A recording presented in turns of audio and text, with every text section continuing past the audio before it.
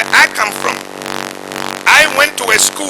When I started a school in a church house, thatched church house. I was young. My elder brothers in 1960, they went to build a thing that was called school. Thatched roof building. This is 1960. It took many years that from that town, except for me and my brothers, 2 or 3 of my brothers, who had gone to secondary school, every other child in that village had not gone to secondary school. I returned to the village when I came from exile in 2000. Sorry, not 2000, in 2003. Now count the years. I got back there in that village, and the thatched roof house that my brothers built, that we used to learn ABC, today, that time when I went back in 2003, that thatched house that we had before was much better than the thatched house that the kids are still using. And then you ask, how come children come from that village and are angry? They come to Monrovia to go to school. They are back in West Point, New Crew Town, Sonnywe, Claratown, Door Community, and I just named them. That's where they live. When they come to Monrovia, they go to no school because they have no school to go to. They have no money to go to school. That is why you have somewhere called New Crew Town. There are Crew people of all sorts that came from Grand Crew, and you say there's no population in Grand Crew. Why did they leave? If there was school there, they wouldn't have left. You ask how they come, and so many of them from Sino, they're there in Claratown, in this and that. The reason why they came, they were coming for opportunities. They didn't find the opportunities, and therefore are available. They are called the hoi polloi. They are called the lumpen proletariat. They sit there doing nothing, waiting for an opportunity to come in the street. And you say they are bad. Some of them become thieves. What do you want them to do? I'm saying those kids from TRC would not come if at least a school had been built. If there had been a high school in the community, because I had to leave my parents when I was a little child to go to Harper City, stayed with some people carrying chimney buckets, if you know what I mean. Many other children don't do that. The son of a paramount chief will go carry chimney bucket for somebody. No, my mother didn't want to hear that, but I persisted. But I became one of those who passed through the cracks. My elder brother had to leave school to work so that I would continue school and come to university.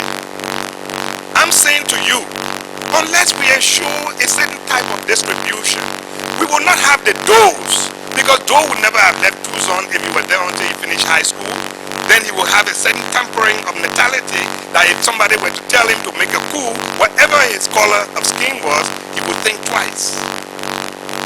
I'm saying to you that the change we're speaking about is that change that ensures that there are schools everywhere, that there will be clinics and hospitals, and that when people cut their timber, the forests that have been protected by their communities for such a long time, the benefits of that forest will be seen by them.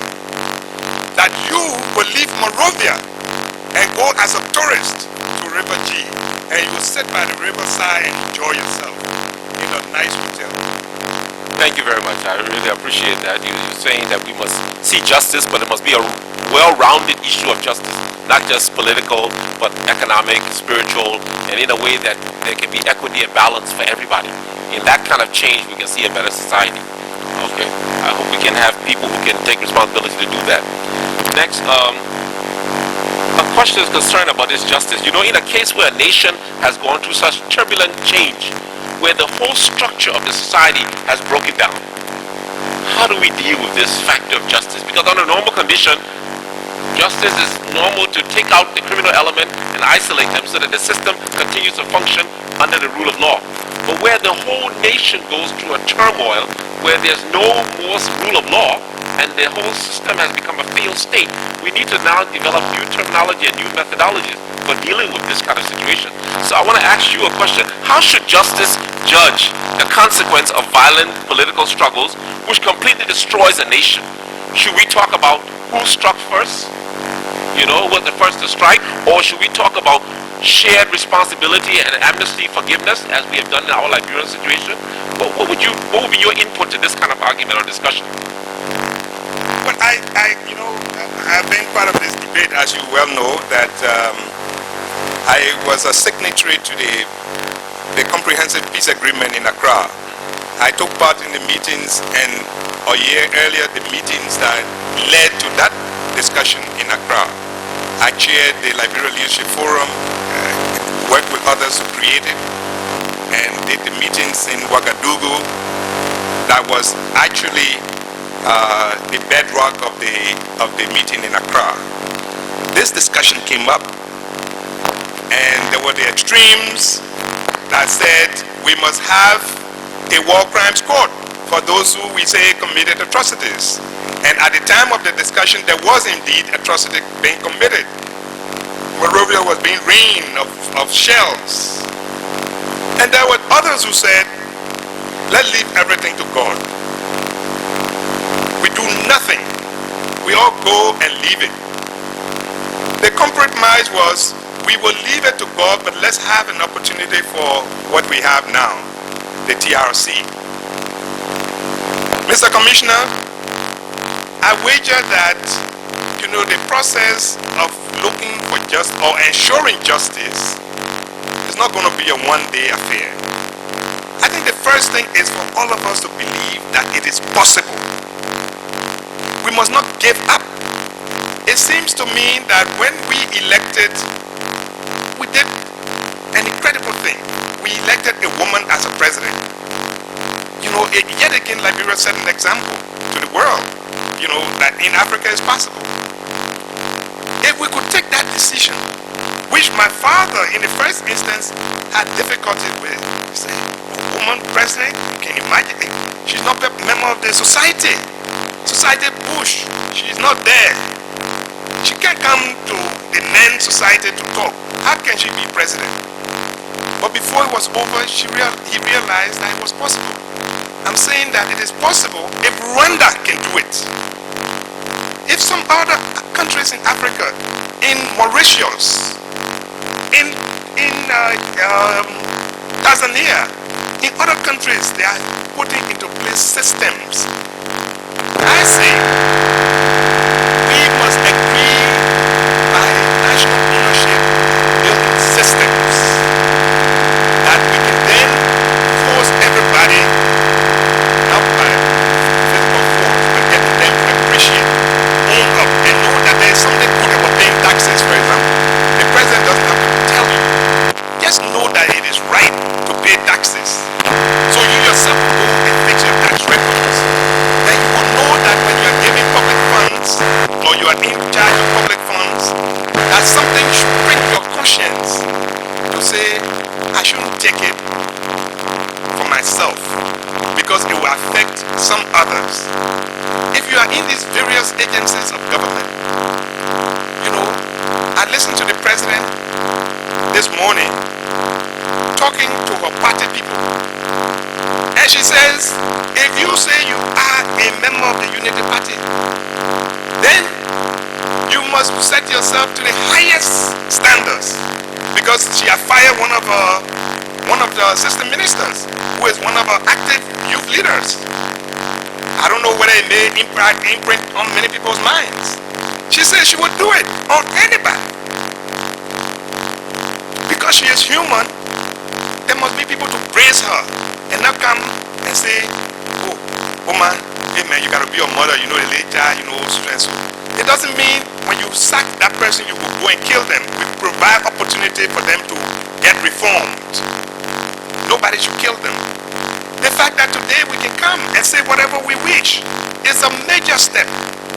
I think if we build systems, then it will not be left to the whims and caprices of the leader, because the system will compel certain things to happen.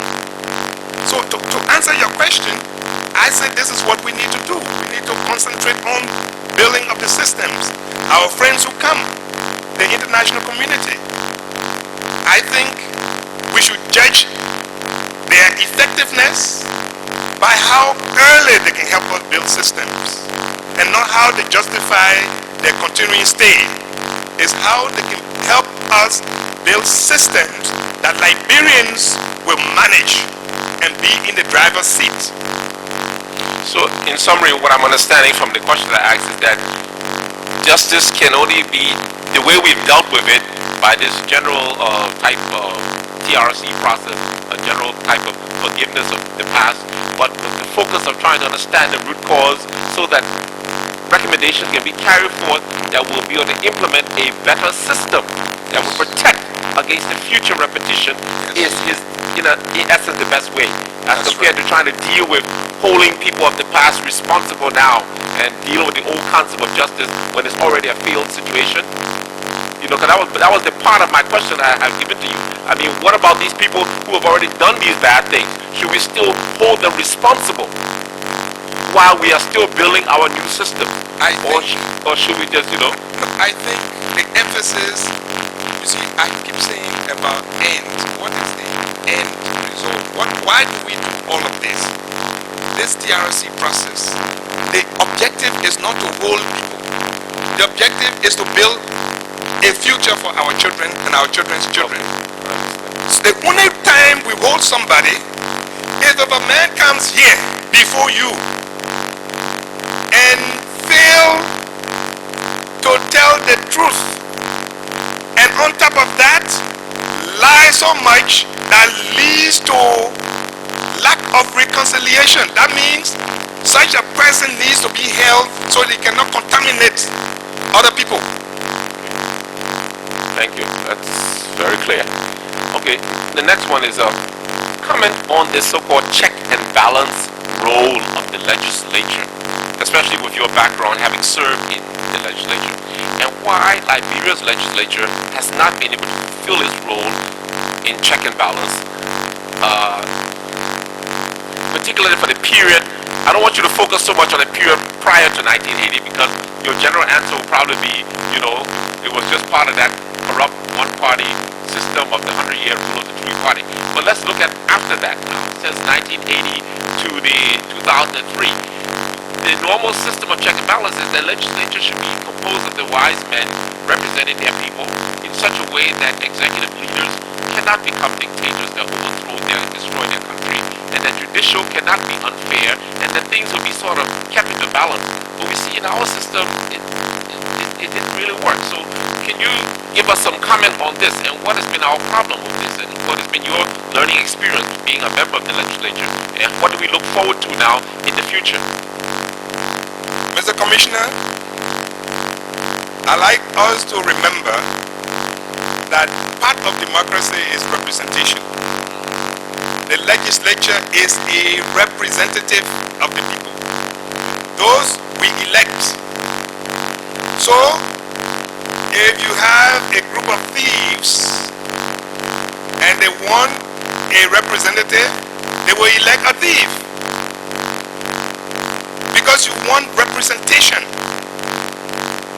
When in the transitional period, we're looking for the 76 members of the transitional legislature, the armed groups, each armed group was supposed to nominate some people, and each nominated the people who they believe who carried out their agenda.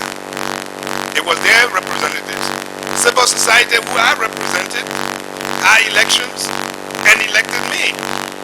They thought that I would be their best representative. There were human rights groups, pro-democracy organizations, and I believe that they probably thought that I would do it for them. I'm only saying that as we try to find good legislatures, we will do a lot among ourselves in the quality of people we develop. so that when they are voting, they will vote for those who will represent them. The first step is that we agree that there will be representation. I've always said it's a mistake to say the legislature is the place for all wise men. No. The legislature is a place for representatives of the people. So, if people from River G, for example, or one constituency there elect a given person, at the given historic juncture, based on their understanding, this is the person they think is their best representative. It's not that they're stupid, it's just at that point in time. But the more they get informed and the development level increases, when they start having development, there are more schools, more economic activity, you will see who they will elect. They might not elect the same person, or the person will keep pace, change as well, and they will elect that person, and the legislature will be different. I don't want to accuse our legislature as you know, they just happen to be representatives of those who elected them at this point in time. It may get better the more we have more informed electors. I appreciate that very much, and it's a very clear presentation. But then it starts me thinking then, because we're concerned about protecting the future of this country, and we are to make recommendations to the government that will provide that kind of hope. So as we see that we have representatives and we have senators, and the representatives, as you say, are duly meant to represent the people, and we can't speed up the level of where the people are today. Where they are today is where they are. We have to accept that. So whatever representative they bring or elect, we just have to accept that. But then wouldn't it be interesting that an idea of making reforms for the Senate so that it could be composed of not just people representative, but people who can provide a balance to the whole system of the legislature, in the sense of maybe spiritual leaders, businessmen, people of renowned wisdom, that could provide that temperament to the give and take action between the House and the Senate as a whole. What would you have any comment on that thought? It's just a proposal I'm looking at from my own personal view. Many countries have used different ways by which they ensure national representation. There are some who make room for marginalized minorities who, because they are minority, they will never have enough representation, but they make sure that they get there.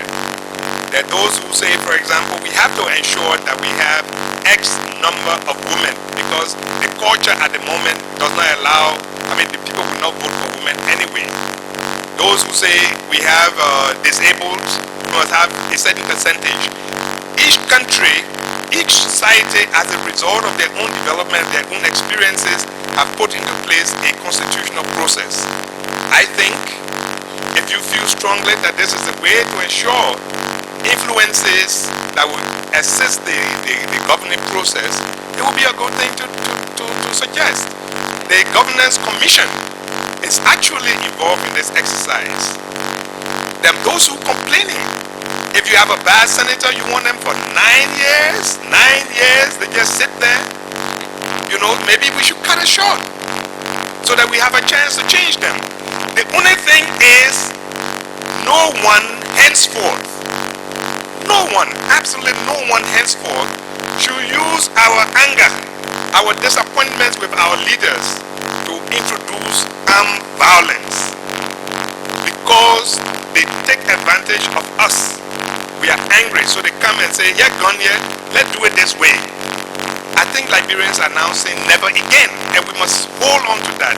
No matter how bad it looks, let's see whether we can use the processes available to us, especially when we have in place a government that is open for such changes to come.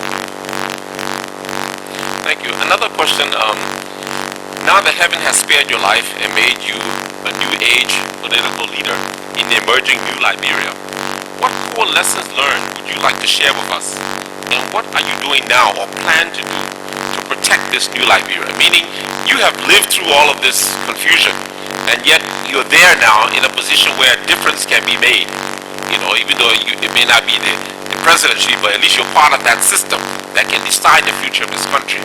Are you noticing any hopefulness in a better Liberia tomorrow, or do you see any other difficulties or areas that you want to recommend that need to be considered or dealt with in this presentation as we look into the Liberia's past? Mr. Commissioner, I said to my friends that I have accepted to work in this government because I believe in the leader and the ideas that we have all been pushing. I say to people, at the moment we do not have political parties that are ideologically based, that are based on some very strong principles that show differences. We have seen political structures in which people go for an opportunity. So, what I then believe is that the more we put people who consider our country first together, whatever party they may come from, whatever association they may have, but there are people in each group that have a common view about Liberia and appeal to that. That small body of Liberians will continue to grow, even if they manifest themselves in their parties, so that in whatever party they are, they will be carrying the message.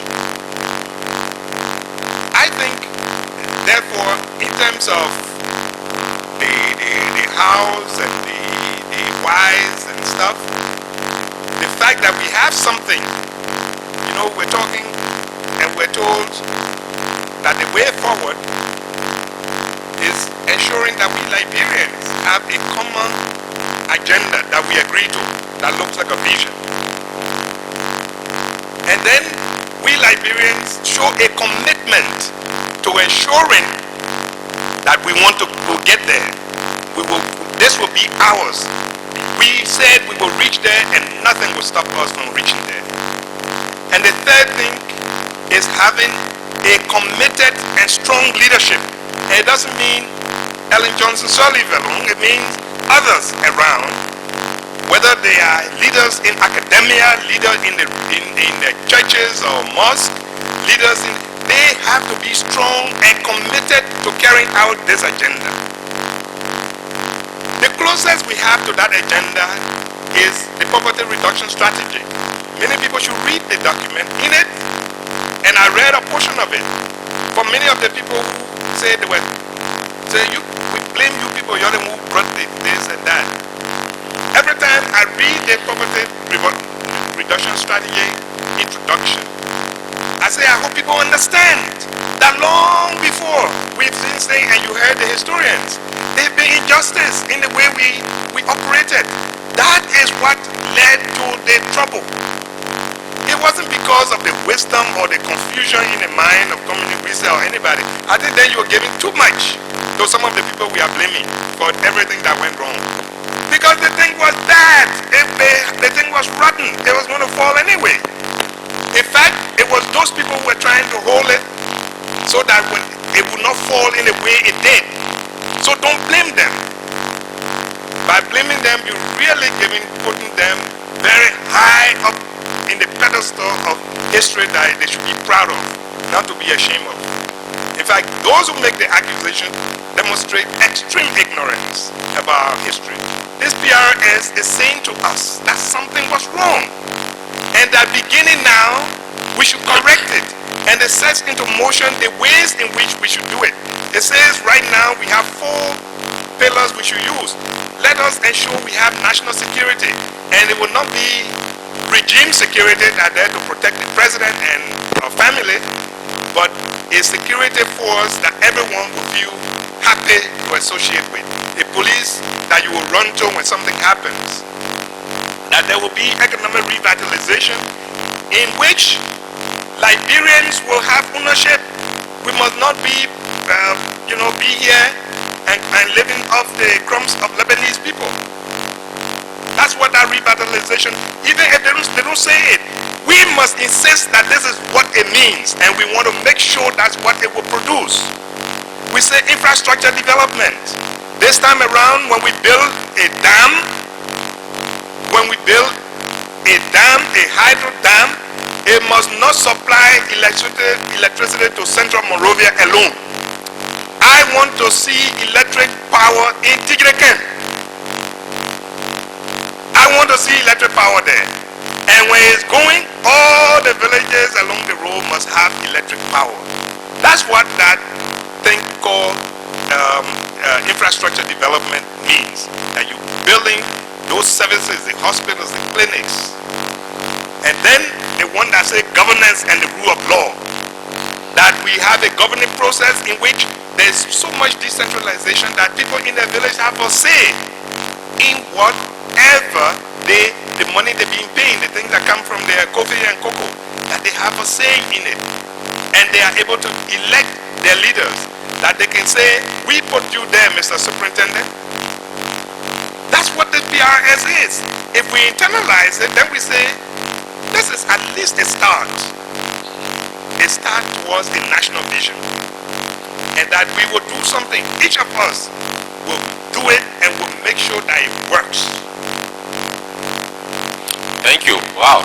Well, I'm very grateful. You've introduced me to a document, a concrete, practical thing that you are now doing to ensure the protection of the future Liberia. And we'll read that, and we'll also be watching, because we learned that many have come up with big visions and nice thoughts, only to find out later that when the seeds of selfishness and corruption hits the heart, they die away from it. I hope this will not happen. My last question then has to deal with this issue of that I have talked to you earlier about 1980. I'm trying to understand really what happened that particular year and event. Many have told us that we need to do an in-depth research into this, and I agree with that. But I was wondering whether there's any little seed information you would like to add to our research process with regard to who killed William Aaron Hubbard in 1980. If you don't have anything, you can just say, no, I don't have any new information. I wouldn't say, I wouldn't venture into any, we say we should tell the truth and say what you know, not to speculate. Yeah. And I'm not going to speculate. What I would say is I believe that President William Richard Talbot was a sacrificial lamb for the saints of his class.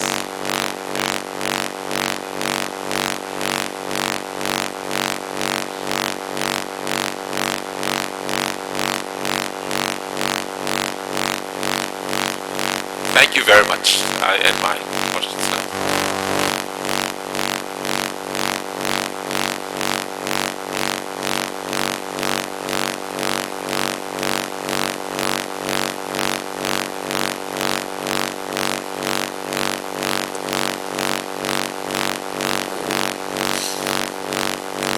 Good afternoon, Mr. Witness. Thank you again for appearing. I have few questions for you, but I will start with my last question first. As you spoke, thoughts came across my mind. Okay. You mentioned when you were responding to my colleague Reverend Coleman's question, you mentioned that in your understanding, the objective of the TRC is not to hold anybody. Before I proceed with the rest of the question, I want you to bear in mind that I will be asking you to please explain what do you mean to hold anybody, so that when you are explaining, you can explain that for us. Against that background, there are others who are of the opinion that while the TRC is reconciliatory in nature as well, but there are other components of the TRC, of the process, that culminates into one. So you have the element of justice. Of course, it speaks of securing the peace and the security that we now enjoy. There are others who are of the opinion that at least those who bear the greatest responsibility, especially for human rights violations, should at least account or answer to the Liberian people. You are of the opinion that the TRC is not to hold anyone, which you will explain for us later on. But I want to refer you to the TRC Act, Article 7, Section 28, I think it's G, where it speaks of amnesty and persecution.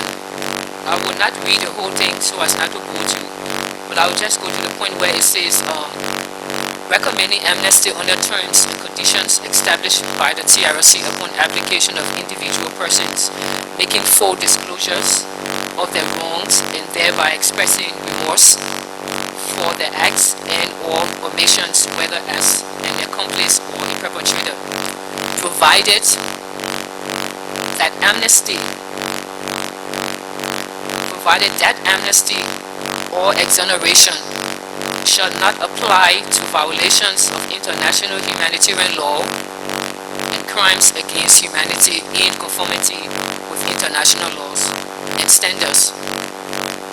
Okay, so when you speak of the TRC is not to hold anybody, and then you went ahead to say the TRC, in your opinion, you think only those who come here and intentionally tell lies under the TRC Act, they commit perjury, and so those people should be the ones that the TRC should really be working extra with to account, or should be held for perjury for lying on the oath. Just like for you to clarify that, whether you are saying to us that we should ignore the provision of the TRC Act that says we should be recommending persecution in some cases, of course, on a case-to-case basis, and of course in other cases or other instances we will be expected to recommend amnesty. Can you just clarify what you really meant? Madam Chair, Madam Commissioner, yes, this is indeed a difficult question. I said that I chaired the commission, the committee of the legislature that passed this act, and it is one of the things that I feel very, very proud that I did in terms of a law in the legislature when we were there for those 2.5 years. This particular debate was very, very heated. There are many of you with the commission that, and this actually came from civil society. That's another point people need to understand. The drafting of this act involved people from civil society, including people on the commission. I think that when this came up, and in my training in conflict management and resolution, the question is always the end. What was the intention? What is the end that we were seeking by this law? The end we're seeking was to ensure that there was deterrent so that our future will be protected. So no one would do something and say, oh, one day there will be TRC and then they will forget about it. So they would know that there is some punishment. The ultimate challenge you have is how to bring up front the end that we are seeking, which will be a more durable, peaceful society. So this will be reminding people that you are not off the hook yet, because there is an international law that is stronger and bigger than this. But your first step that can help to mitigate a look at this is to come here and say the truth and say, I did. I am so sorry. These were the circumstances. I was on drugs. I mean, we were doing this, and when I shot, I didn't even realize that I had done so. I mean, truly, it's not the type of sorry. Somebody say, don't bring that child still sorry to me. Where you say sorry, So they can all set up a committee, as they used to do. Every committee, they make Archbishop Francis chair, when the intention was not for anything to happen. And to say sorry so we can pass over it, and the same thing gets repeated. Not that. And you can tell if someone comes and saying that type of sorry, that they are not really sorry.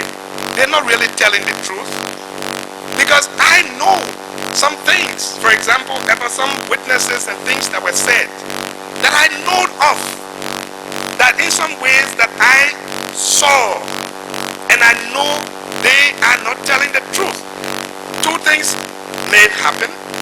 Either at the time they were doing it, they were under certain influences, and now, dementia has set in, so they're forgetting, and it's happening in human mind. Sometimes you forget. So they probably really, truly have forgotten until somebody sits with them and remind them. That may be the case. Or they think the other people have forgotten. So I was talking because nobody will remember. So that is guiding the statements that some people make that I found not to be totally true. So what I say to you is that yes, you have this, but everything that this law seeks to get is about protecting our future, to ensure we don't go back into violence, we don't use this, that everybody will know that whatever you do, there will be a day of accounting, and you will account no matter how you do it. So I'm not saying you should not respect the law. In fact, I think you should pursue the law, but as the lawyers among you will say, will tell, when we say temper mercy with justice, right? Is that how they say it? That's right. Temper justice with mercy. That's right. So that will lead you to say, oh yes, indeed this person did this, which is cognizable before the international court. But from what they explain, from our own judgment of what they explain, they probably really didn't mean it. And they won't do it again. That's very important. Okay, so Mr. Witness, in other words, it's important for us to clarify this particular point so that you don't have flashy headlines tomorrow that says, for example, Ambassador, I think you're Ambassador now, Ambassador Wesseh calls for bargains to be, or what, how these headlines can go sometimes, or he don't support persecution, whatever. So in other words, you are saying that we should respect the TRC Act, especially Article 7, which speaks of the functions and powers of the Commission under Section G, that says, yes, we may consider recommending persecutions and also amnesty, but based upon terms and conditions, of course, established by this body, but take into consideration other issues like full disclosure, like you said, the nature of the violation itself, and of course, whether the person is contrite, whether people are prepared to apologize and move on. Okay, thank you very much for the clarification. My next question concerns the late President Talbot, William Aaron Talbot, and the coup of 1980. You just stated here that he was a sacrificial lamb for the sins of his class. I hope I'm quoting you correctly. Equally so, other witnesses who testified before you, like Councillor Chair Chiku, former Chief Justice of Liberia, stated that he thought President Talbot was a good man, and his death, that he sustained an unnecessary death. Mr. Oscar Kuya testifying also alluded to Talbot's goodness. I think it was him or one of them stated that they thought President Talbot was the most progressive president. Dr. Sawyer was also here, and he thought that Talbot was a good president. So based upon all of these assertions from all of you, will it be proper then to assume here that President Holbrook was probably misunderstood, and so now he's been validated even in his death.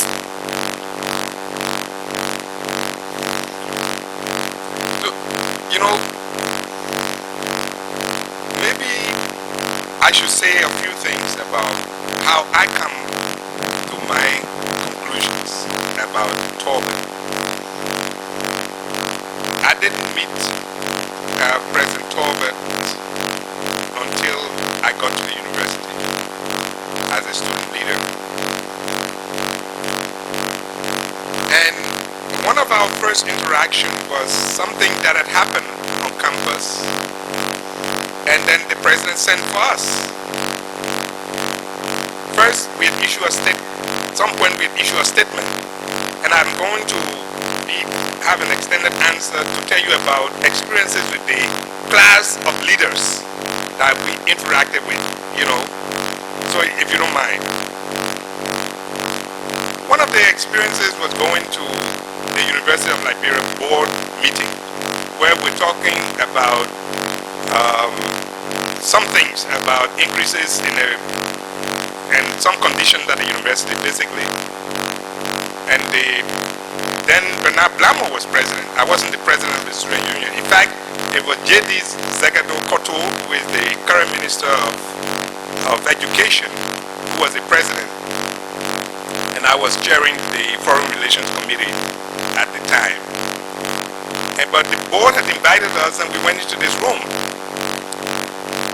And the thing was that we had issued a statement in which we used the word demand the government.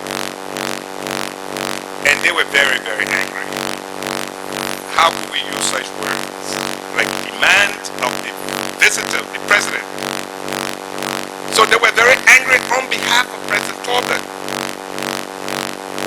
Yet, the word that was coming from the mansion through his security and stuff was that the president would like to see us. He wasn't sending police on us. But when we went into the room of the university board, now the board of trustees of the university had on it Richard Abraham Henrys, who was the speaker. He was president of the board. Frank Emmanuel Tobin, who was president pro tempore, was a member. And you just named them from the legislature.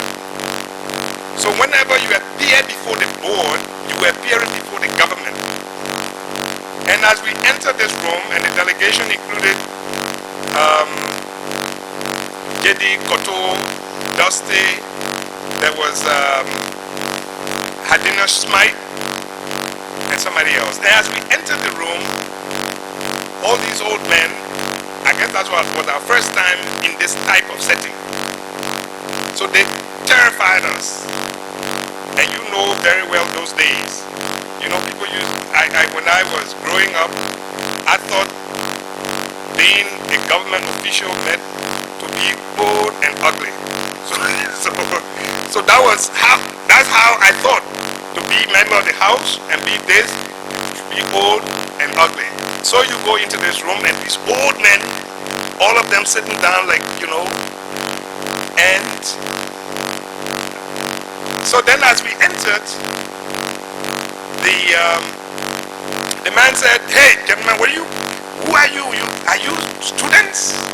Because when they were talking, so we tried to sit down, and they ordered us up, and then they gave us the Riot's Act to start with.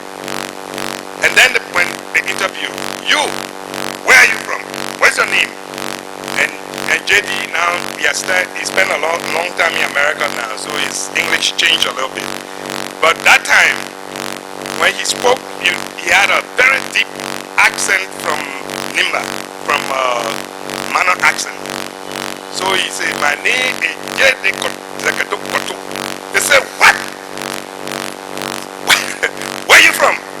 He says, Richard Henry going through the interrogation. He said, "From Nemba County." He says, "Nimba country?" He said, "Yes, sir." "Oh, I remember Nimba country. When I was supervisor of schools, I used to go from town to town, and those people are strong. They used to carry me in a hammock. They carry me and this and that. Now we are students of the university who are now being saying this thing was bad, but he didn't say it like out of hatred. He was saying exactly what he used to do. And then he goes on to the next person. Oh, where you communist Wesseh? Communist? What a boy is this with such a name? I said, no, not communist. Conmany Wesseh. Wesseh. Oh, group baby. Oh, all right. Okay, all right. We did then move on to the next person and such and such. Now these things are imprint in the minds of young people you're talking to. You say, oh, you mean these people still think they're going to be riding our heads? Then the president sent for us. In the meeting, in one of those meetings, the president will sit and say, oh, you are my precious jewels. You got to behave yourselves. This is how he would talk to us. Now go back and go to your lessons. And, even though some others would have been so angry, the security people would have been so angry. And, I can name a whole lot of experiences of this sort. April 14, when it happened, and as I told you, there were the 5 names posted all over the place as the ringleaders. That was John Stewart, who is a member of your committee, the commission. James Yazia, he's working with an NGO here. It's Oscar Kuya, Bacchus Matthews, and myself. 5 names with posters, $5,000 reward, wanted dead or alive. We were named as the ringleaders. And the first people to turn themselves in was John Stewart and myself. When they were looking for us, we had been in a place in hiding. It happened, and I can say that today. And that is why, again, that not us, that people don't look at the struggles from the Congo and country perspective. We were in hiding in the home of Kenneth Best's sister, whose boyfriend or partner had a different point of view about what we were doing. And then he would come into the house while we were, and this woman was hiding us there. And they will come and they will, with his friends, and they will be talking about how Torbert is a Whig man. They could have dealt with these young men, and she will join them. Yeah, do that. They should.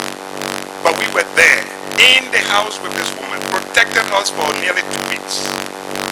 As so many of the other people looking for us, when the Guinean planes were flying all over the place, we were there. Aberport came and said to us, young man, you cannot run away from the law. You can't run away from the law. Go and turn yourselves in. And after pondering, we wrote a letter, punch our fingers and sign it with our blood, and send it to Torbert that we were coming to turn ourselves in. And Tomo Reeves, Aberport, probably George Brown, I remember, Bishop, Reverend Tomo Reeves, Dr. Sawyer, then they took us in to Torbert. When we got into the executive mansion office, the entire cabinet and the key leaders of the legislature were there. It was a room full of these men. It was intimidating. And that was the first time we were hearing Torbert telling his story about what had happened. This man had been led to believe that we were communists who had come from Cuba and brought into the country Russians and Cubans, brought drugs and gave drugs to all these people who were demonstrating in the streets.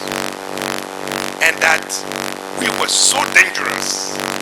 Particularly, Dusty Wolokoli had gone to Benin to an international students meeting and had come back to join me and others at Cottington, where we were holding the first Congress of Lensu.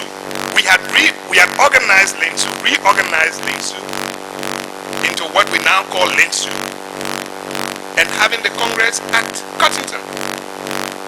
When Wesseh had returned with our international guests, who we had informed the governor about, one of whom was a Russian, two were from Senegal. And the government gave us a car and a bus, and we had a university bus. It was on the radio. Mr. Buya told you here, that is a very true story, that we had gone to the Ministry of Information to help us publicize that meeting. So we were at Cottington. While at Cottington, we wrote a message on April 13th. Wrote a message, a cablegram to the president, and said in the cablegram, which I signed, Mr. President, please allow the demonstration to take place. Let them exercise their democratic right to assemble peaceably, as the Constitution says. That was the message we sent to the president.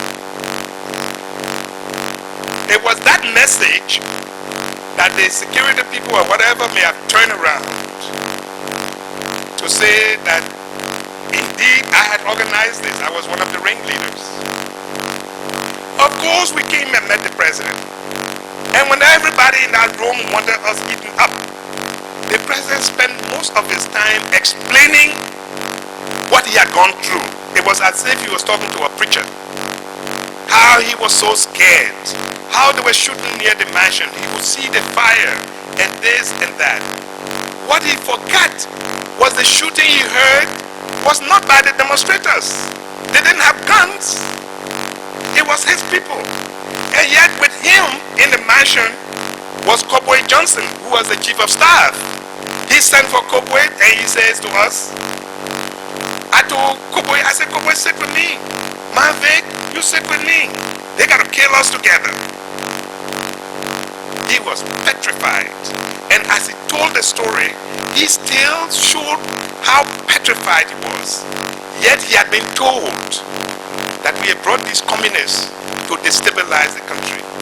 He then went on to say that he had been told by the security people that in fact the meetings to organize the demonstration was held in Cruiserville, in the home of Aberport. It was at this time that Aberport jumped up and almost jumped on the president. Mr. President, you have to prove it. I will sue you if you don't prove it. And then Wilfred Clark and Massacre was the muscular guy who was the SS director. They were all in the room. They jumped between them to stop them. But Aberport was emphasizing that he would sue the president. With all of that, all I'm saying, this man, for what he had gone through, was never angry enough to say, as others have done, go and kill them or do whatever. He just said, y'all just take them. Y'all take care of them. It was after we were turned in that Mr. Bacchus Matthews turned himself in, who had been actually the ringleader. And it was when we were at the central prison with Oscar Queer, the rest of the other people came and were brought in, some were arrested, some were brought there, but we had been there. It was there that, we heard that Bacchus had written this letter in which he was appealing to the president for us to be set free and blah, blah, blah, blah. But in that prison, there was a whole lot of debate that took place. Why was Bacchus taken to NSA in a nice room, in a hotel? I mean, that looked like a hotel. He was eating food from the restaurant and this and that. And there were those who felt, oh, but Bacchus is the godchild of President Torben. Oh, but Bacchus is the son of a Congo man or a Congo woman or something of this sort. That's why you see these people. And all kinds of debates went on in the prison. Why were we in another prison in the murder cell in one prison and he was in another? after all that had happened, I'm just showing you that side of Tolbert. He got backers to write a letter. And on the strength of the letter, the president replied. I don't know whether many people have heard the language of the president. Let me just see whether I can read. If I think I came with a copy of that letter. I hope I came. Yeah. If you have the time, let me read the letter that Bacchus wrote. You are aware of it? Mr. Buya, when he testified, He read it. So if you have a copy of the president's response, that would be helpful. Okay, let me read the president's response. The president replied, this is President Tolbert. This was this letter he used to write to everybody, the way he used to address people. Dear friends, this is to the man who had just led the demonstration, and this is on April 25th. This is what? How many days? 15 days, just 2 weeks after the demonstration had taken place. The wound was still around, and the president wrote, Dear friend, I acknowledge with thanks your letter of today's date, in which you expressed regrets on behalf of yourself and your collaborators, and noted the dilemma which you, young people, now face as a consequence of the unfortunate events which occurred over the Easter weekend because of the action taken by you. I am delighted to know that you have now come to the understanding that wisdom is the principal thing according to the good book. When it comes to the reconstruction of our country, I have made it clear that I desire all the people of the country to participate in this national endeavor. This country is ours, and we must together build it through total involvement, self-reliance, and a firm faith in Almighty God. This is the basis of my consistent policy for national development and progress, so that all our people might enjoy a higher standard of living. In this process, we must first of all reconstruct ourselves morally and spiritually. We must change our attitudes and our ideologies foreign to the Liberian way of life to enable us to physically reconstruct our country for the benefit of all of us. The governed must operate together with the government. You can rest assured that I shall give your appeal timely consideration. With kindest regards, at rally time, faithfully yours, in the cause of the people, William W.R. Tolbert Jr. This was the president's letter. I read it also to answer why many people have this view that in spite of some difficulties, he had a certain type of soberness. And it is that type of soberness that many of his class allies said they thought he was crazy. That Totma would not allow this. This is not the way to rule. People like this, Totma would not allow them out. They would be in. This will happen. This will happen. And because he had a different point of view, because he had an exposure, he had traveled around the world, probably traveled more than any other leader before him, and probably traveled more than many of the people in his government. And so he had a certain type of exposure, I believe, that made him to have certain type of tolerance. There were a few people within that group, I must say, that I personally interacted with. When the students at the university, when I was leader and were raising questions about development not being even, and there were Susuku projects that were going to the poor in Bubadi and in Putu, James Phillips sent for us at on the campus, sent for us to go to his home. He sat with us one night, told a story about how he came from school with a master's degree, started a farm in Bindi and this, that. Wonderful story. And then said, but you know, we're doing something which you don't know.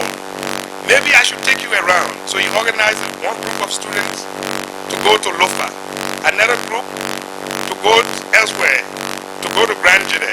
And he personally said, since you are president, I want to take you personally to Grand Jide to see the projects that the government are undertaking. The government is undertaking. So he had his own private plane. And I guess that was the first time that I was using that small Cessna sitting with the minister. He flew me there. My delegation was there, and we saw there was a certain type of openness within certain group within the leadership. Or the case of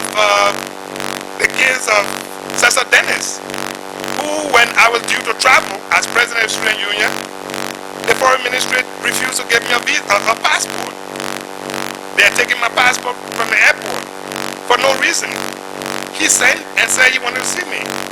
And said to me, look, young man, I can assure you, you have a right to carry a passport. No one should deny you a passport. In fact, since you're president of the Student Union, you're going to travel, we'll give you an official passport. He went further and said, you know, many of you don't know. You just bunch everybody together as Congo people. He said, my mother, something about his mother, being Vi or something of that sort. He went on, told the story. And then says, my wife, Agnes Dennis, who was a professor at the university teaching us science, the dean of the science college. He said, that woman, that raw crew woman, ma and pa, she know Dennis, she know Cooper, she is a crew woman. The two sisters, we brought them here. They stayed with some Coopers, and then they became civilized. Now they can't speak crew. They act like they can't speak crew. So don't blame us. You blame your own people. They ain't want to speak your dialect. You know, I mean, we had different types of interactions. And everywhere we went, the respect with which people treated Torben and Cesar Dennis as our foreign minister was a pride to us. So I do not subscribe to a generalized description of people, and I say that those who believe that the old order was right and they must keep it may have been the dominant force, but it didn't mean that there were not people within the Trui party who had a different point of view, who wanted a change, certainly not keeping the things the way they are. And so when we say Torben was a good man, it's in that context. I think he belonged, as they would say, on the left of the Trui party. And in that process, he was despised by his own people. And to the others, he was slow, too slow. So he was caught in the middle. And people took advantage. Now, who killed him? I certainly don't believe that just by themselves alone, they had it. However, I can say that on April 14, when we were in detention, there was the view. And you will remember that while we were in detention, June 4th took place in Ghana. Earlier in May that year, Rawlings tried to make a coup d'etat. Or Kufuor, who was a military fellow at the time, the military commander, had come to Liberia on a visit in May, because many leaders came to sympathize with Torben. And Rawlings led the march troop, the guard parade that saw the president off and saw him in. And shortly after, there was some little rumbus. On June 4th, Rawlings made a coup. Young officers made a coup. Elsewhere, there have been such things happening. How those things impacted on this young group of fellows who used to play checkers in PHP together, how other people may have impacted on them, I don't know. And I'm not going to participate in the speculations. All I do know is that the system was so rotten and weak at foundation that it gets too little to push it. And it shows the Whig party wasn't strong because just a little push, it fell. Not even by people who had command. The soldiers did not have a command. Because to have a command, you must be a commander who gave orders to your troop. How come a sergeant who didn't have anything under him except for probably 8 men would do something like this? Thanks for answering that question. You spoke rather, I think, passionately about your advocacy years, beginning from when you were a student leader, when you joined the student movement, to your association in the Progressive People's Alliance. How? No, never been. Were you ever part of the organization of the Rest Riots with the how? I just explained. I did not organize. Were you a member of the organization? I was not a member of PAL, never been. I was never a member of the PPP, never been. I was a member of Moja, a leading member of Moja. Okay, thanks for the clarification. So, you explained to us your passion for working and advocating for social justice for all Liberians, equal opportunities, and what have you. But then you also inform us that you are well exposed and experienced, probably much more than a lot of your contemporaries or your peers. And of course, you have held many positions in different administrations. You were a special advisor on the peace process to Dr. Amos Sawyer when he was interim president. And then you served in other capacities as well. Ministry of Youth and Sports, also under Dr. Sawyer. And you were in the TLA at the time as well. I would just like for you to just tell us very briefly, if you can, what would you say, you as an individual, what would you say has been your own personal contribution towards this new paradigm shift of good governance and the society, of the rule of law and equal distribution of wealth for everybody? What has been your own contribution? What would you say has been your most memorable contribution that you have made towards this new society that you are envisioning? Madam Commissioner, I have avoided talking, if you note in the beginning, I avoided talking about myself because one of my friends said there's been a lot of relaunching. If people thought people have forgotten about you, so you come to the TRC and tell your whole story so people can remember you ain't no small potato. I've been avoiding that, but just to say and correct some of the stuff I said in terms of my association, probably I should say that, student movement and, the YMCA, the IY Club and things, and the movement for justice in Africa impacted a whole lot on my life. And then schools I went to here and abroad, programs I've attended. But then in the government, the first time I entered government, and I just want to say, when I was first offered a government job, it was in the year that I was graduating from the university, and it was Estrada Bernard,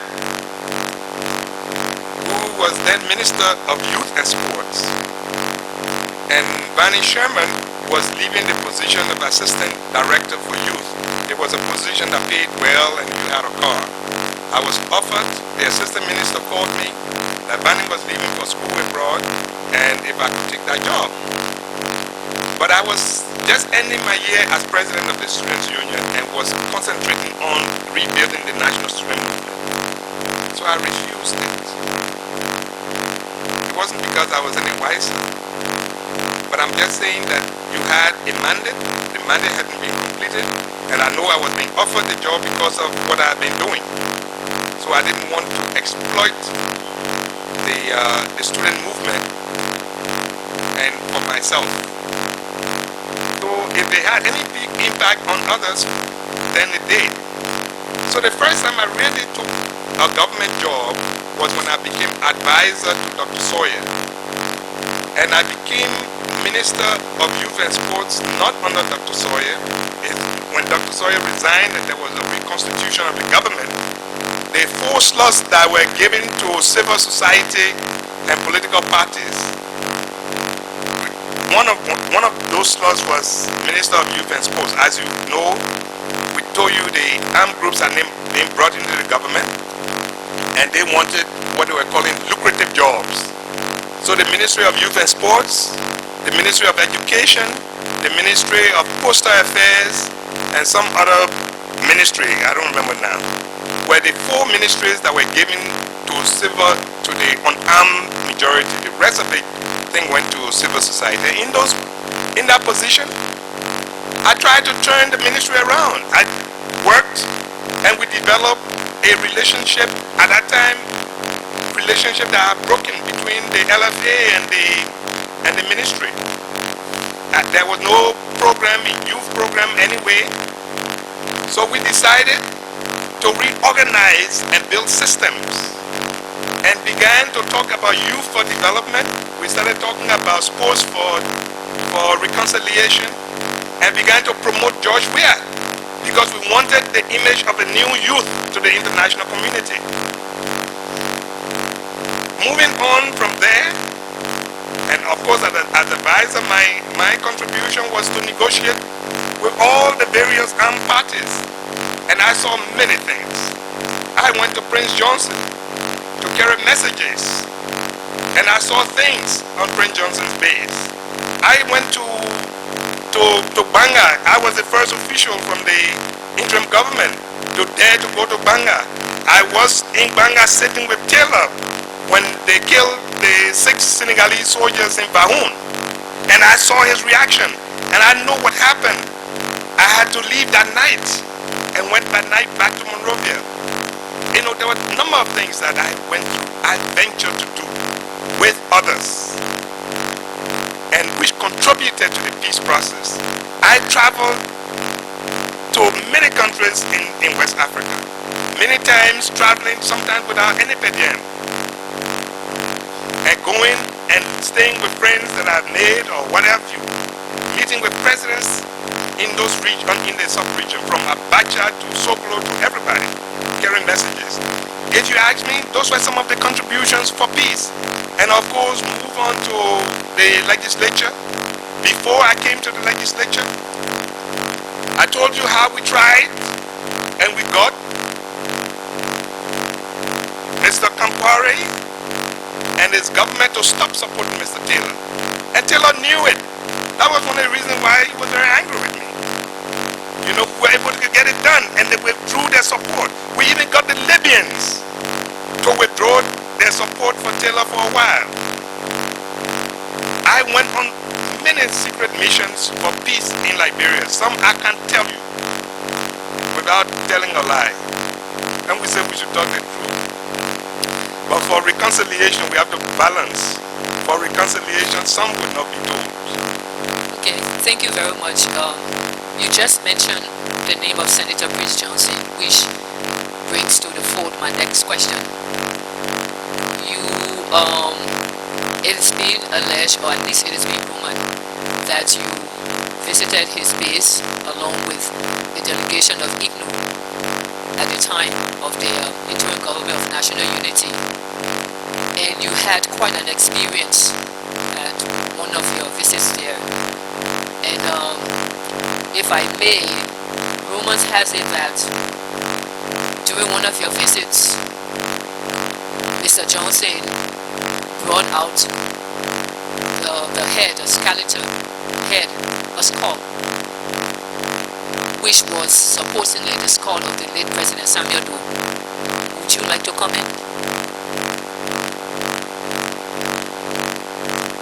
Now we say we have to balance between the truth and reconciliation. I heard the other day that there was a meeting. I heard the other day that there was a meeting between the family of Mr. Doe and Mr. Johnson, and there was some hobnobbing. Madam Commissioner, maybe I should say, and I heard someone on the radio this morning, I think we would do well to spare our president this type of activity. Because this is precisely how people rally their ethnic groups when they singularly have committed an offense. I think if you commit an offense, whether you Kran, Dio, Mano, whatever you are, Rebo, Muslim, Christian, you answer for yourself. Don't bring your tribal people behind you. Don't bring your religious leaders behind you, and answer for yourself. Because as soon as we begin to see a thing done by a Kran man and say we bring Kran people and accuse them or make them to feel they have to answer for it, I think something is wrong. There will be something wrong if Doe family felt that, you know, this is because Doe was a Kran man, so everything about Doe, they have to come up to defend it and stuff. Then they're making a sad mistake. That's not reconciliation. I think reconciliation is based on justice. To come to your question, I am curious, and I'm sure if we remind Mr. Johnson, if it is so important for the process as to how Doe was buried or where he was buried, and we have to do a reburial to bring it to closure, then maybe Mr. Johnson needs to come again and tell a story. What happened? Because unless what happened, what I experienced with him was not the truth. I had gone to carry messages as I did that Dr. Sawyer wanted to step down. Dr. Sawyer didn't want to be president again, but the ECOWAS, the peace plan required that people should disarm to follow the ceasefire. We needed to disarm. And if they were ready to disarm, and the letter was written to Mr. Johnson, as the letter was written to Mr. Taylor, those were the two armed groups that were existing at the time. I went there with a gentleman called Brunel Swen, who was an assistant, worked with me as an assistant. I think he's in this hall. There was another gentleman, there was Mrs. Luvian Ash Thompson. She and I were the committee that were going from Taylor to Prince Johnson base and going from place to place. And I recall that when we got there, having gone through all the discussion, the purpose of our visit, and Prince came down about what he had to say about Bacchus Matthews and Sawyer, and that Sawyer organized this black parade to kill him and this, that, and praised me as being a nice guy, good friend, and today we are still good friends. Said all the nice things. I recall that Mr. Johnson then said to me, look, Conmany, the Doe man who wanted to kill you, you know, I finished with him. I said, yeah, I heard it. He said, you don't believe it? I said, yes, I believe it. And he said, no, you look, Musu, some girl was there, some woman, Musu or Bindu or one of those Bani. He said, go and bring the man here. And he came, the woman came with a skull on a platter. And he said, that the man here there. I said, okay, that's fine. He said, no, you scared? It can't do nothing, the man die. But that's what happened. So I am very curious as to what then happened to the other part of the body. Was it the time that it was cremated, or was it buried? That's why which of the body that was given this 25-year embalmment. If the body was embalmed on first time around, I think it's good to say so. If we're cremated, say so. But the story about, this person, other than, I think, again, maybe one forget. But at least Mrs. two of our teachers, I'm sure, I don't know their name, but there were two teachers who were with Mrs. Vivian Ash Thompson. They were there in the room when this thing happened. So I'm sure many of them heard the story. My thing is that if the objective, again, I come back to objective, if the objective is to put to closure all of our people who've been killed in ways that we need to remember our leaders, then maybe we should come together again and tell the truth. Maybe we can find whatever happened to those bones and say, all right, we're bringing the matter to closure and have a proper burial. Or go to and where Torbert was buried and probably see, or where Wesseh was buried and probably find out. But it has to be a national decision. It cannot be left to the Doe family or Johnson family and they go shake hands and tomorrow something gets in somebody's head again, they say something, then you say Crown people are affected and this, let's bring them together. I think we must not waste our time and resources on that type of reconciliation. It would not work because anybody can go and steal. You remember those days when somebody go and steal, they say that Basa man, then all the Basa people in the community start feeling guilty. And I know some of the most honest people in the world are Basas. So we must get away from it. If it is John Brown who must account for his deeds, let him alone.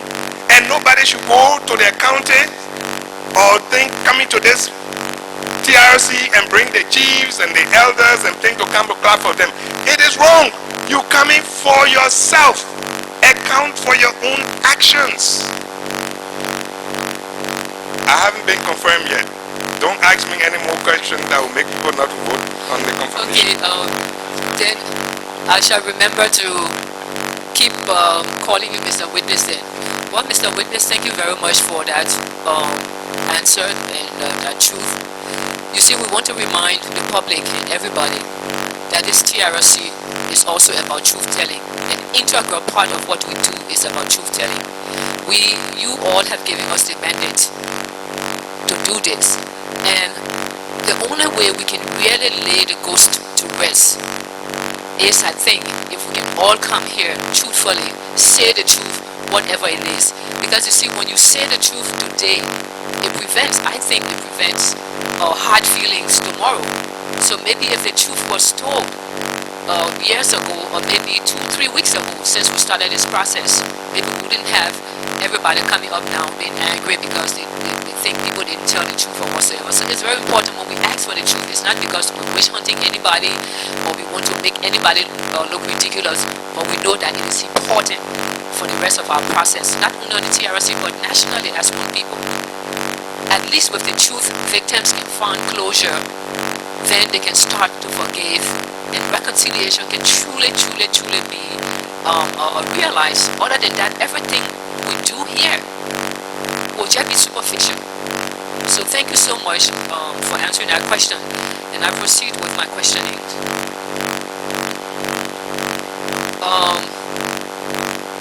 I have a question concerning the late Vice Chairman of the TRC, Mr. Wesseh.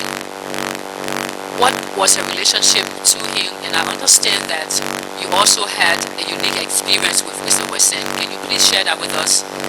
Did that experience lead to your being arrested and incarcerated, or was it after you were arrested and incarcerated?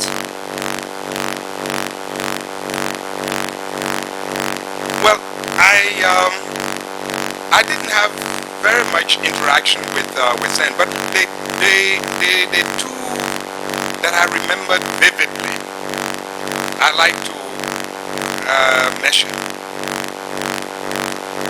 The first interaction, very active, visible interaction was, I was on the same program with Wesseh at the university, at Cottington University College. they speak. I was then president of the University of Linsu. And we were at Cuttington at a program. I don't remember what the program was. But the speakers included Dr. Wema Fambule and Wesseh. And Wesseh delivered a speech. At that speech, clearly written for him by a friend of ours, Michael Oben, who is so rest in peace. I'm told that he wrote it, and he says so. In that speech, Wesseh was questioning the PRC's decision to break diplomatic relations with Israel, with Libya, and also the taunting of the Russian embassy that was here, and also questioning there was a Cuban embassy then, and things like that. Many of the things that in Torber's program, Torber was saying that he was not aligned and making new friends beyond the American friendship. So it was a very moving speech. And so 3 of us were on that platform. And all of us spoke in endorsement of what Wesseh had said. And that he emphasized the question of non-alignment, like Liberia should be not aligned. We should not make our friends because somebody is telling us not to keep such a friend. We engaged him in discussion about some of the things for which he had been accused. You remember he was accused of being the one who had gone to Sino and broke down the monuments of Congo people monuments and this, that, and that. And in his explanation, just from his layman explanation, for him, he said he thought these were symbols of the old rule. And when they were growing up, and I'm sure many other people in this room believe that, when we were growing up and going to school in Palmas and saw the monuments, we were told that under those monuments, where they killed somebody, put their head there, they did this, and all the strength of the American Liberians was under there. Now this is ignorance. Clearly, this is ignorance. But Wesseh was still in that stupor or that ignorance when he became president, when he became vice chairman. Nothing changed. He believed that. And so, if we say we remove these people from power, then their symbols should be removed. So he asked us, but something wrong with that? We move the people from power, we got to move everything they're depending on. That they think they're meeting they're depending on under there. So that's what he did. Again, that's the level of his development. I wouldn't hold him for it. I would hold those who didn't help him understand the relevance of national monuments and national symbols. So I forgave him. The next time we interacted was when I was thrown in jail by Mr. Doe. Again, Doe had thrown me in jail in June 1981. And I said, among the charges against me was that I had suggested that development should be widespread, that we should ask the people in Grand Jide. We were then part of Grand Jide. River G was part of Grand Jide, was Lower Grand Jide. In a citizens meeting that had taken place at the Centennial Pavilion, he had asked, the meeting was going on, I hadn't said anything, and he said, but look, my man, you want to outbook people. We're having this meeting, you say nothing.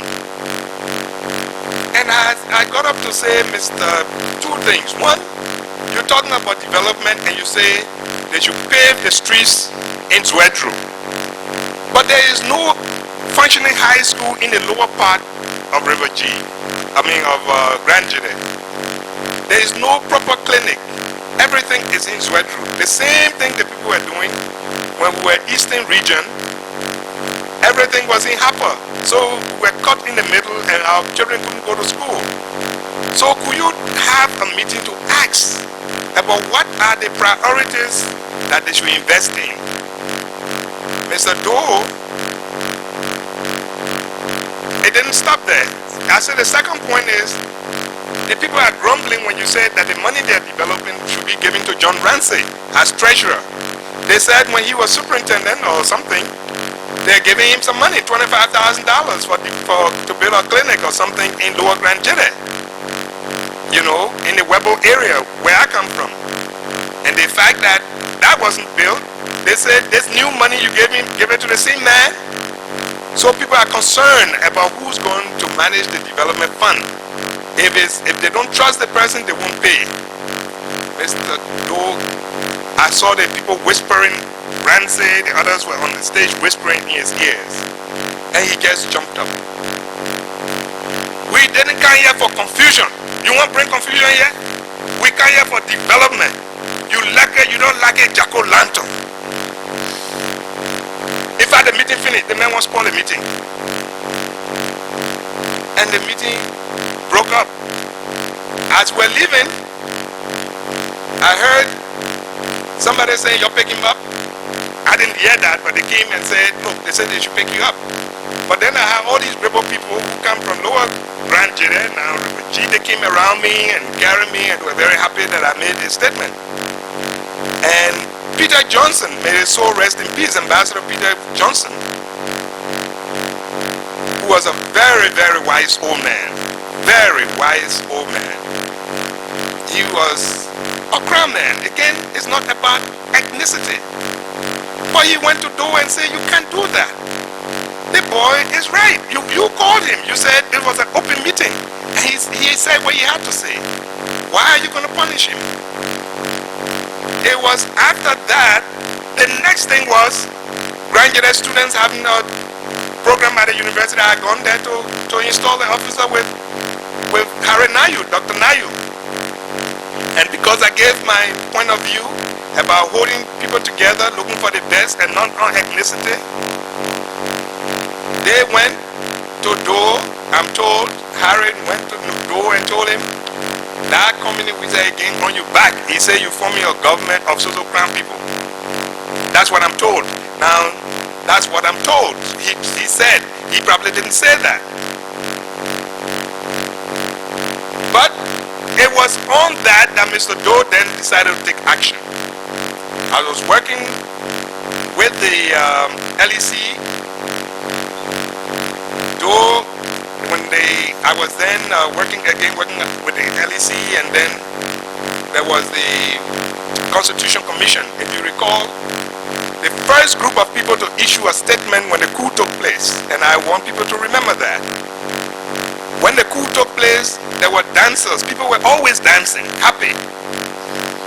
The first time that a statement that laid out an agenda was presented to the TRC, it was done on the 7th of May by the Liberia National Students Union. I was then the president and other colleagues were there. Some of them are in town, Warite, from Cottington, Johnson, Mary Johnson, George Blake here, all of these people from the university were all there. Dusty Wolokoli, Jim Promoyan, the whole batch of us. 20,000 students turned out at the Executive Mansion grounds and presented to Doe, the PRC, that statement. This time they used the statement because we have said that you cannot repeat the same things for which you have overthrown the people. You have to account. You have to tell us when you return into the barracks. You need to organize a Constitution Commission so that there will be changes in the Constitution to reflect the new transformation. Those were the things in our statement. And so when he appointed the Constitution Commission, I was appointed on the commission as the youngest person, as the youth representative more or less. On this day, Mr. Doe wrote to Harry Nua, who was the managing director, to fire me from LEC, and they wrote me to remove me from the Constitution Commission. And then they started, I was then going to the law school. They started an announcement as I was going to class. No, we went to law school class, but I wasn't feeling too good, so we left the class. class, a friend of mine took me in her car, driving me, and said, look, let's stop to Don's place. And in the car, the announcement began that I was an anti-revolutionary, that I was banned from visiting people, from meeting with anybody, from anyone visiting me. A South African banning law was announced by the TRC. I guess my friends tell me I'm the only person who has suffered that in Liberia history. But that's what happened under the Dole regime. It was that prison that I was taken to in fact, I wasn't taken to prison immediately. The Observer came out the next day with all the stories and things and letters to the editor questioning the authority. If the government would attack me, who else they wouldn't attack, because these are the young people who were supposed to be the foot soldiers of this revolution. We're now questioning the revolutionary credentials of the PRC. Then he was going out of the country. Was it Zimbabwe or Kenya to an OU event, 1981. Sando Moore was going with him as the editor, as the photographer. They arrested him. They arrested Kenneth Best, his wife, even the printer, the guy who was running the typewriters and stuff. Everybody was picked up. But before they picked them up, they had picked me up, and that was the story. I was living PHP with Dusty. Dusty and I rented a house. He stayed upstairs. I lived downstairs. And they picked me up. And some of the guys who were involved, from the entire PRC members came to my house. Chief of Staff Duba was there. Quiwoma, the whole batch of them, every single one of them, except Zuo, Sumo, Wesseh, everybody else. They picked me up that night, put me in the back of a Chevrolet, and began to drive along the beach, BTC beach. And as we're driving along the beach, this guy had a pistol in my ear and said, "You're finished tonight. We're taking you and we'll finish you." The chief said we should finish you. You got big mouth. And as we went along, then I heard from the handset, "As you were, bring the prisoner over to BTC, to Post Arcade." When we got there, we met Kwibumba. And he said to the jailer, the man in charge, must have been called Noah or something, I don't remember. He said, "Look, the chief changed his mind. He said, you should jail this man. This is the chief's prisoner." He said, "You must kill him." This is Wesseh, Kwibumba saying this too. The man didn't say we should kill him. You just put him in interview. You show him small, but don't kill him. Right there, I was stripped naked, butt naked, carried to the Post Arcade in this room called interview, which has only a single diamond hole. It's a tiny little room, and threw me in there. Some of the people who had been arrested after the coup d'etat were still in there. One of the guys, Charles the Shield, who was a friend of mine, he used to be head of the NSA, Mark the Shield's son, came to that little window and told me, "My friend, we've been expecting you ever since. They've been talking that you will be brought here." Now I don't know who was helping them to make that decision. But I was then threw in there, and Doe then left the country. Kenneth Best and his whole family were now in Central Prison. Their newspaper offices locked. And it was there that one day, all this time, buck naked. This day, we got a message that I was needed to the Capitol building to be, that the vice chairman, as they call them, they used to call him chairman, Wesseh wanted to see me, and the whole council. No, that he wanted to see me. But I didn't have any clothes. All my clothes were gone. So, Mrs. Riggs, I remember her name is Riggs, the lady who they arrested because they say she was holding Angie Riggs, say she was holding A.B. Torben. She was in detention. She had a little room. She had little freedom. And some of the people who they had killed, or some who were in detention, who had gone free, she had washed their clothes that they had. She had pressed them, and they were all stacked of clothes in her little cell.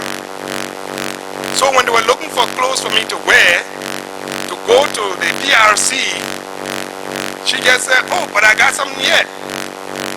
And she brought these pants, which I found later, and she said, this was Charles Minor's. Charles Minor was then our ambassador in Washington, was then from LPMC when they had put him in. So he said, no, you can take this and wear it. Then they gave me somebody else's shirt.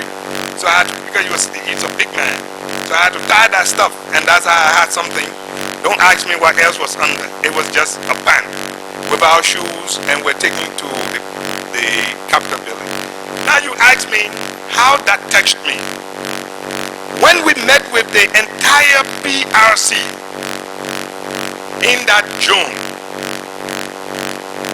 in that meeting, I saw Wesseh presiding, and he said to everyone who was in the room to say what they knew about me, what I had done wrong that they have heard about. One speaker after the other said, oh, that's my first time seeing this man. Oh, the man talk for us. When they talk, that we the soldier people, that we the one they used to talk good about. We the country people. So then we know where they put the man inside. So Wesseh said, that's why I wanted us, so we can know, so when the chief comes, we can all go to beg the chief to free this man. Mary Anthony Brown Sherman was present.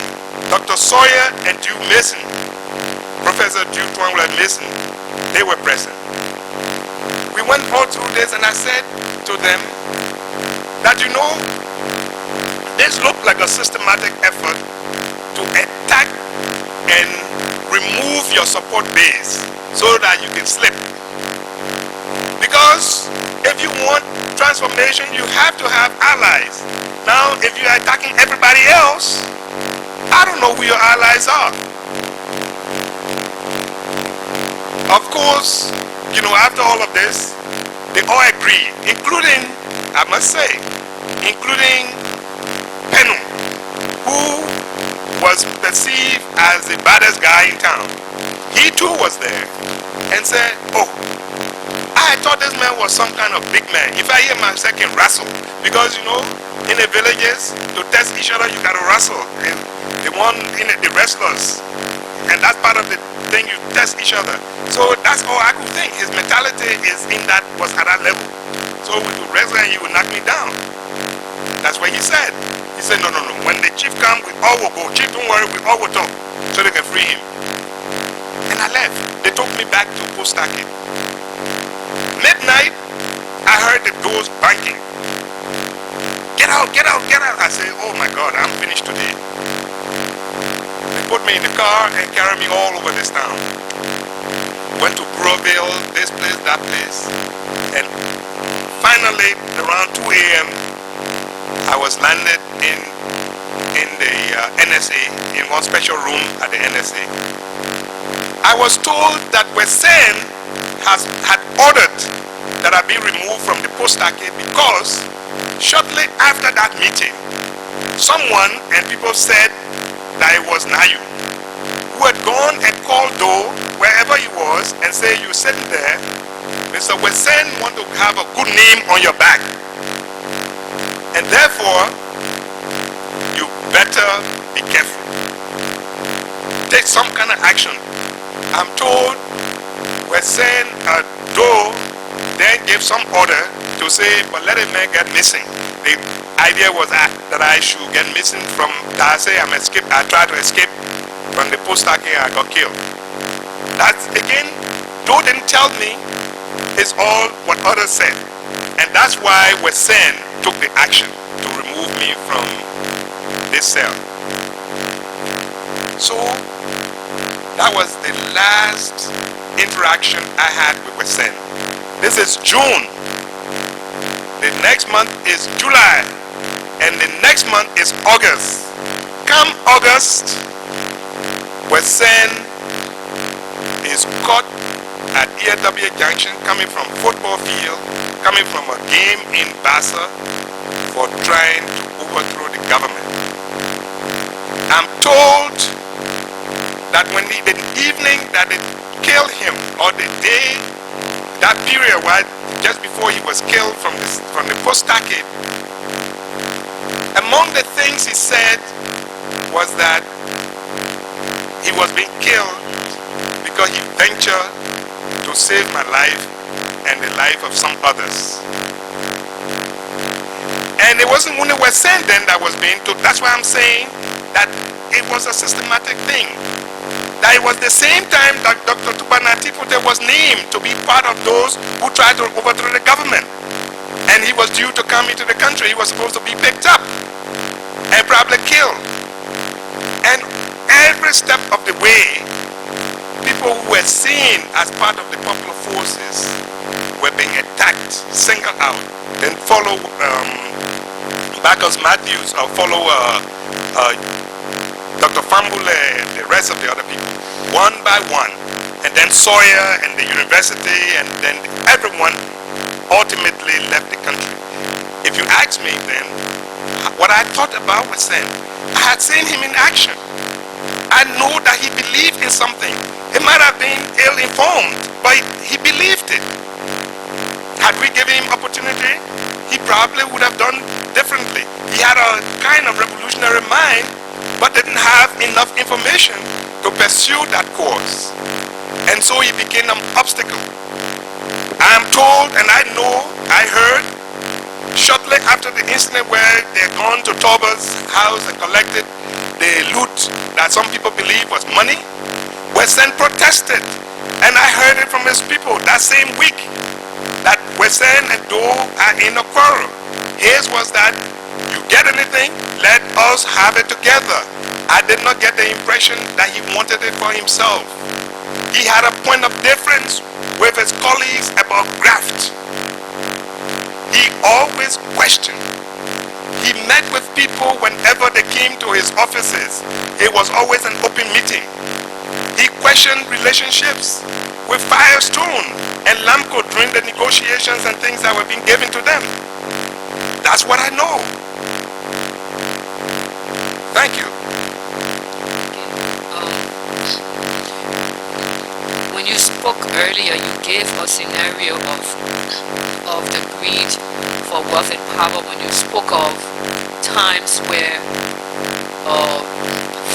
warring factions in a conflict were forming alliances at various peace conferences, including the one in Geneva, Cotonou, etc. And they were opting for a power sharing arrangement because then they could be allotted lucrative government ministries and autonomous agencies. But then we also know that as part of this power sharing arrangement, civil society was represented, at least political parties were also represented in all of these power sharing arrangements. And you had several provisional or provisional governments, interim governments. Now my question here is, why was it necessary to have all of these transitional governments, and could something have been done to prevent one transitional government, one power sharing government to another, knowing that it was all about people holding jobs and and filling their pockets? Why did we have to have all those transitional governments that obviously did not work? Commissioner, if you recall that there were many negotiations that went on long hours. And many times the negotiations always hinged on the issue of this power. I said to you, when it came to that power, the issue of that power, the armed groups immediately came together. There was no fight among them, whether it was Ulimo K, Ulimo J, NPFL, LPC.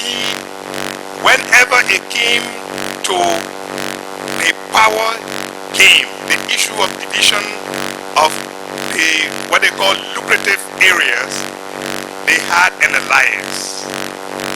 For our side, those of us who represented the unarmed majority, as we call ourselves, we said the only thing we wanted was disarmament, because we knew when you took the gun from them, the thing was over. The issue was not about not wanting Taylor, because they and Taylor people were talking. As we do know that this war, I mean, let's really talk the truth. This war really never took place at any given time with this armed group standing here, the other groups, and they fighting and one. It didn't happen.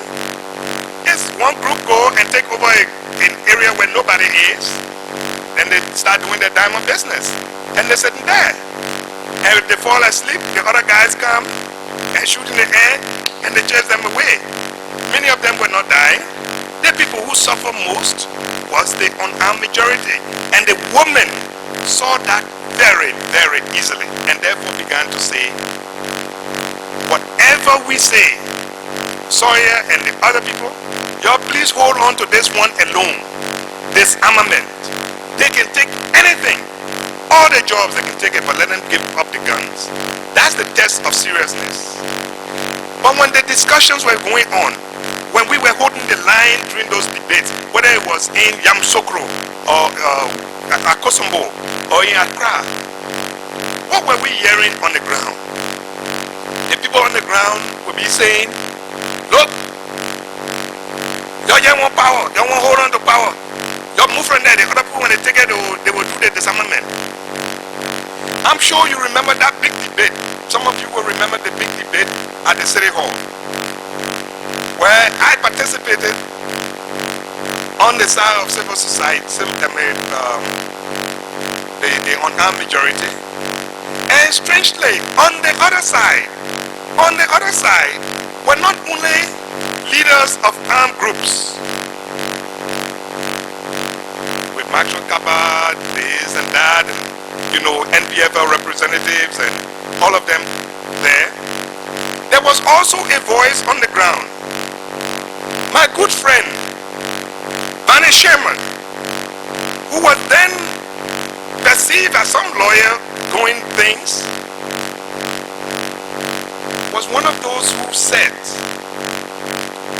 this is a public meeting, so, you know, but Barney said at that time, oh, you guys turn the thing over. Then it was Bumambo who was supposed to come in. And Bumambo had been working in his law firm, it was his friend. You just turn the thing over. The people, if they don't disarm, they don't trust you. That's why when Bumambo take over, they will disarm to him. After all, who are you guys who say you're talking for the people when some of you don't even have a stake in the ground? We, the one who have property, we have a right to be talking for the people. You know, he's not dead, he's a political leader. I'm saying to you, that's why I keep talking about interests. Some of the interests that brought people together were so narrow that sometimes they can forget that in the end what we wanted for you to practice law well and make proper money was for people not to have guns on their shoulder over your head. And this was and is one of the most intelligent, Harvard-trained persons who should have known that to opt for giving power to people without disarming wasn't going to give you the peace. But that's what he wanted for a limited purpose. At that time, his friend, his employee, Omanpo would have become the president. And his influence in the government would have been a little bit more than what it was at that time. It was a very limited objective. And I know he is a lot more sensible. I'm sure he's reflected on that, and today might not say the same thing.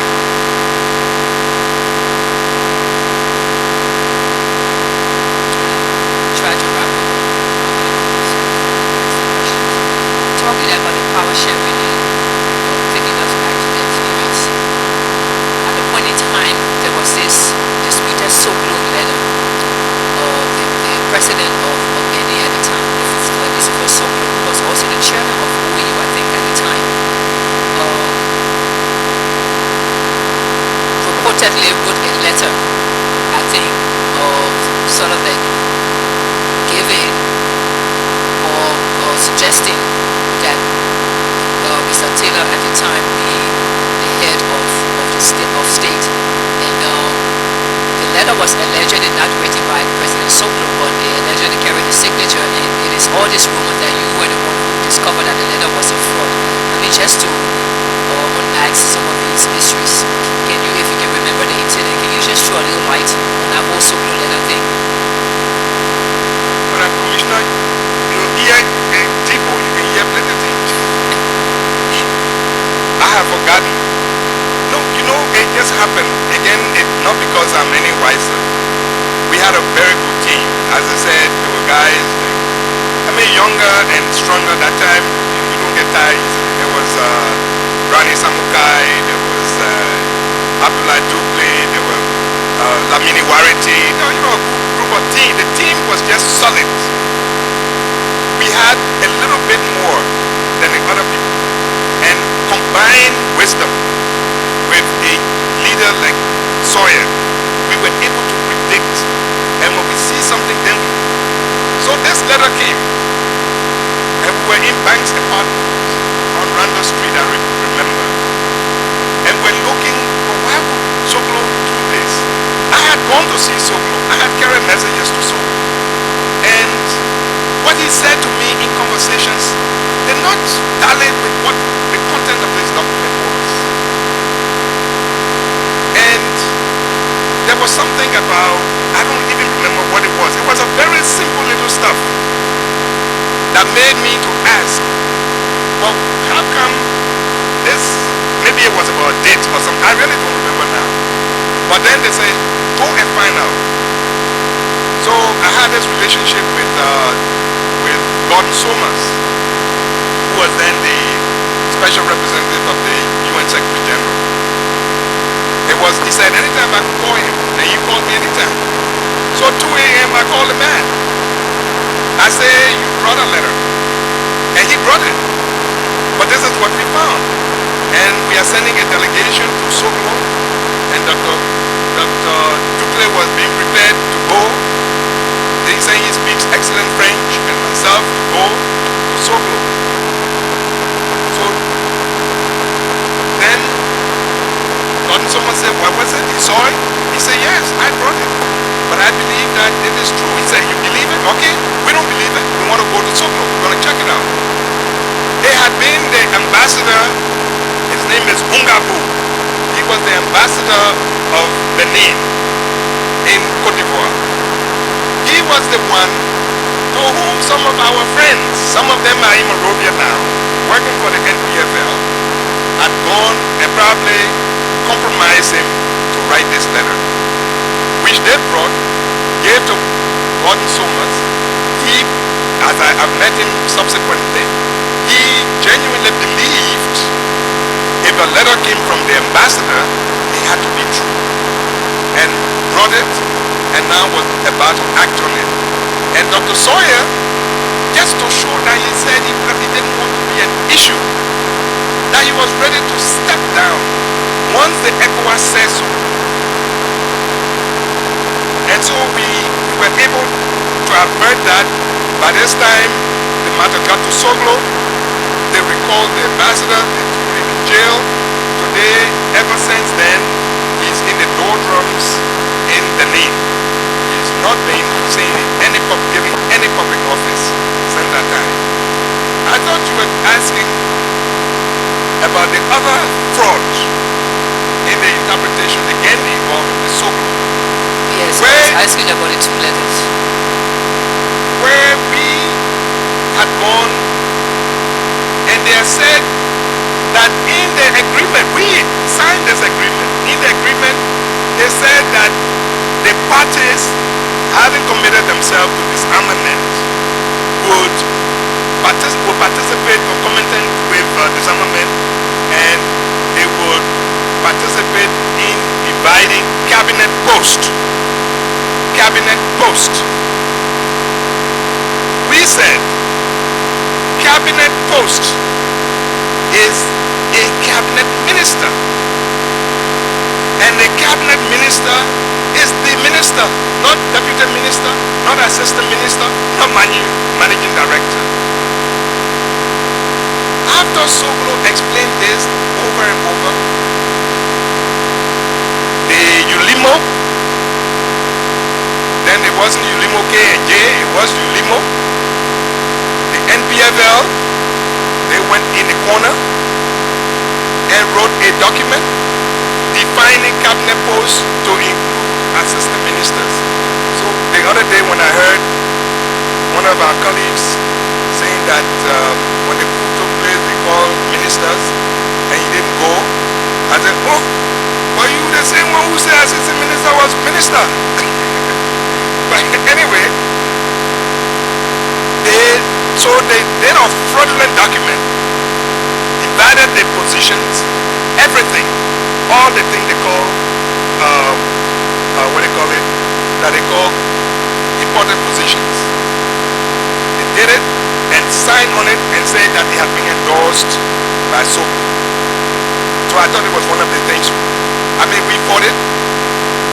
Dr. Sawyer said, look, everybody don't understand. Even people who should understand better, educated people among us, lawyers who should be on our side, are now saying we are the problem. So whatever these people put down, you're just let it go. I am tired. That's how we let it go. And they divided the positions, but it did not end there because they were not satisfied. They still realized that somebody had more than the other. The issue of whether they didn't like Taylor, didn't like Roma, or didn't like this other person did not arise. It was about dividing the little resources that existed. And I'm sure many of them know this. They had nothing to do with revolution. They had nothing to do with transformation. Thank you. My last question to I will wrap up my two questions. My first question will be it's a double-decker question. My first question and my last question. One, what do you know about the Black Beret, the formation of the Black Beret, and what part did you play in it, if you play any part? Two, what do you know about the formation of the Nimba Defense Force, whose spokesperson was Corbett Ryan, son of the late David Ryan, who was allegedly murdered by NPFL forces?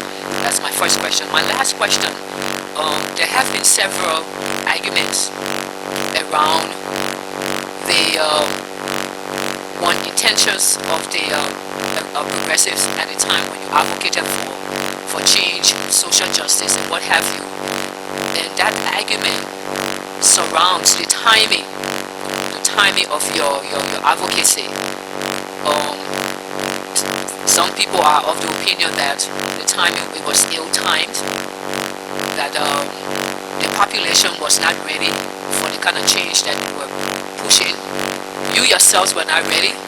The country was not ready, and also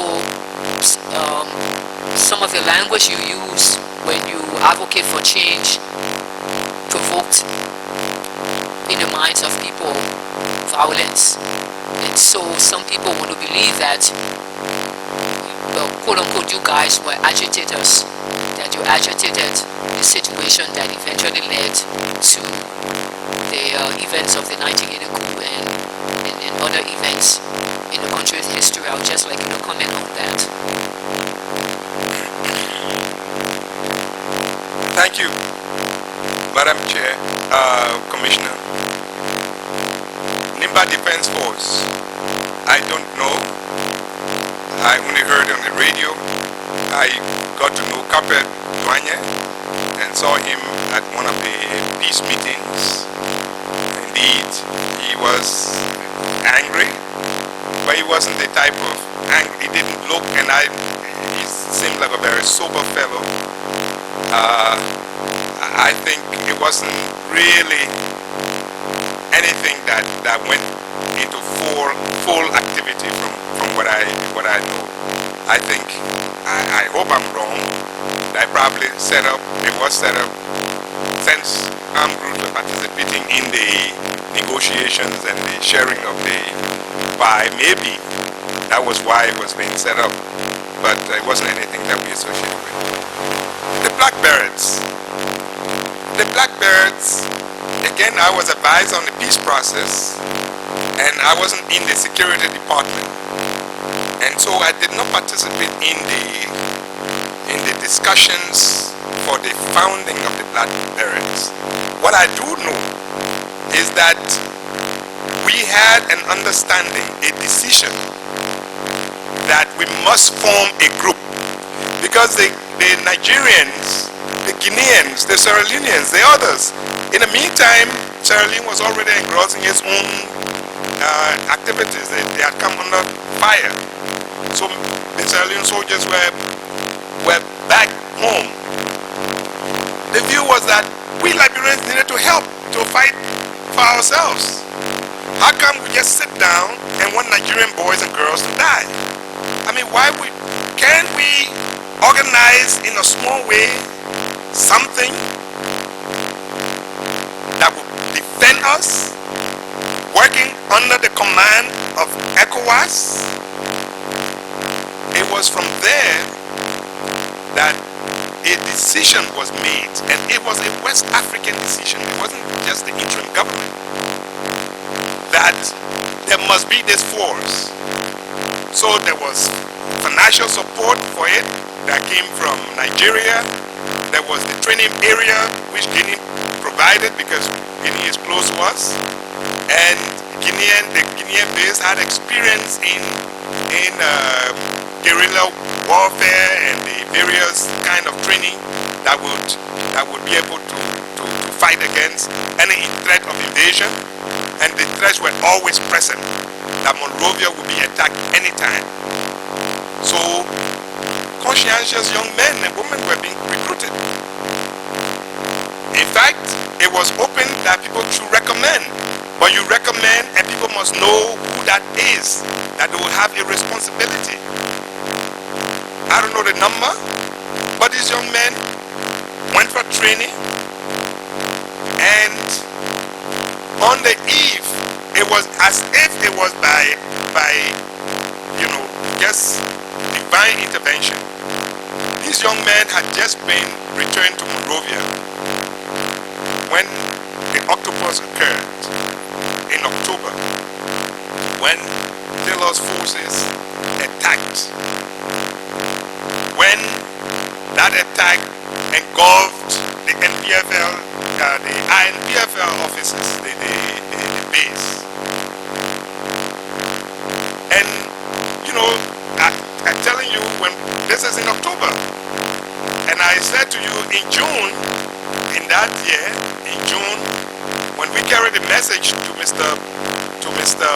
Johnson, one of the things he said to me in private was that he was happy that I wasn't afraid because of what he had done to some advisors who had gone there. He tied them and gave them this drug and this alcohol and all of that, that many people were afraid to go on his base. That at a camp, that means I have a good heart.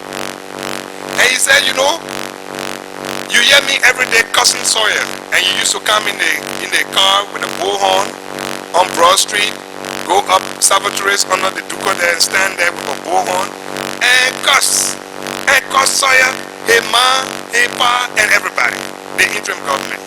The ECOMOB soldiers will come and say, should we arrest this man? They say, no, you leave him alone. Sawyer will say, but end of my mind, because I'm not vexed, I didn't hear him. Somebody else heard, so that's all right. Now, while going through this, he kept talking about the black berets, that the black berets were set up to kill him. But then he said, I'm sure Sawyer is afraid because he's hearing that me and Taylor are doing business. That people from Taylor's base were coming to INPFL base. They were there in their numbers. They were coming gradually. He said to me, I'm the same one who cut dough. He said, and I made dough. I went to him. I drew him until I got hold of him. He said, me, I will be the one to catch Taylor. I get making people to come so he can feel comfortable, so he can come to my base. Then he will say he will overthrow you because he believed I'm against you people from the interim government. That was what he said was his game. And that's how come all the so many NPFL people came there and were making the deals with his commanders until Octopus came. Now, I want to know what the explanation is today. How come? It was so easy. They were there. And all these people, Vanny, and what the other gentleman who was in the legislature with us, all of them were on the base. They joined. You know? They joined him. He was worried about the black beret. He just wanted to assure us that whatever you have for the black berets, don't think that I am your enemy, because whatever I'm doing is to help you in the end. I will be the one to arrest Taylor. That's what I know. So the black berets came, and I said it was as if it was divine presence. It was those people. If you recall, General Bakut, under the influence of Carter, Jimmy Carter, had led ECOMOG to withdraw its heavy machinery and even send some troops back. Most of ECOMOG, a lot of ECOMOG troops, Nigerian troops, had gone back with their machinery. So the town was there when General Lorry was sent. As he was landing, Octopus was underway from 4 points. There was no way we could have survived. But for those boys, when they landed on the ground and began to lead the few ECOMOG people that were on the ground before the Nigerians began to send back troops and machinery, if it had not been for those ECOMOG people, those black berets, we would have had a near catastrophe. And I say, hats off to them. I recall at that time, my job was to continue to make peace. And the only radio station that was working was KISS FM, was some Radio Liberia, whatever, Radio Liberia International. We had no fuel, we had nothing. So there was no message from the interim government to tell the population. So everything you heard was coming from those people. And they were saying, everybody is giving up, come to Sports Commission, go to Newport Street Place and all of that. But for the intelligence of the black berets, because the boys will go to those places and come back and say it's not true, nobody is there, the NPFL is not there. It was so believing for them that I believe the Americans believe it. Because on one of those days, I carry a message to the American embassy. And as I got in, I was told, have you come with the surrender? We're ready to help you. And I said, surrender? No, we're not surrendering. He said, what are you depending on? You don't have anything. The guys are going to cross the bridge any minute from our reports. But that's another story. On the issue of the progressives and the language, again, I have told you that there was a Whig superstructure called the Whig Party government. There were people within that government that wanted change. They were not given an opportunity for that to be affected. They were young people. I know friends like David Jala. There's a number of them were in the Shaw. These are the young thugs within who had a certain vision about the future. They wanted a certain change. There were those who felt if you were to make Jackson Doe, just Jackson Doe, give him an opportunity, it will obviate some of the arguments that come from some other quarters. But the hard heads, the conservative arm of the True Party didn't want to hear that. And so the things that were called progressive language were just simple sense. For example, to say that you cannot use property clause to vote, because throughout you've been holding elections and electing your people without them showing their property clause, showing their property ownership. Why are you lying? Now when Sawyer wants to run for mayor, you say property clause. That's not, it doesn't make sense. So Stauber saw that it was right. What is progressive about that? It's common sense, isn't it? To say that let us help and expand, create opportunities so that there will be no more youth coming down to Monrovia to stay in Newtown and West Point and Doe community, what is now called Doe Community, Claratown, who don't have job and be ready by any whistle that blows. If you don't want that, then create opportunities. Let us spread the educational opportunities. Let us reduce the cost on the children. The money we spend on one child on government scholarship to go to England, to primary school. There are many of the kids, there are many people in this town. Some of them are here today. They didn't make them any better young men and women to go to primary school in England and pay all that money when 1 year's tuition would have built a school and maintain the school and the faculty in Tigrican Public School. And probably you wouldn't have me coming to Monrovia and talking. I probably would be there being a little teacher and happy. You know, you probably wouldn't have had a door who will leave the tools on and come to Monrovia to come and make a coup. What is progressive about that? It is just simple sense. And not to see it and not to even associate with it, we have a problem. Have you seen when others are claiming ownership of in the cause of the people? Talbot, I just read Talbot's letter. He signed it in the cause of the people. Did you hear that? Of course Talbot said that, because he had foresight. He was a progressive. Mr. Talbot wrote.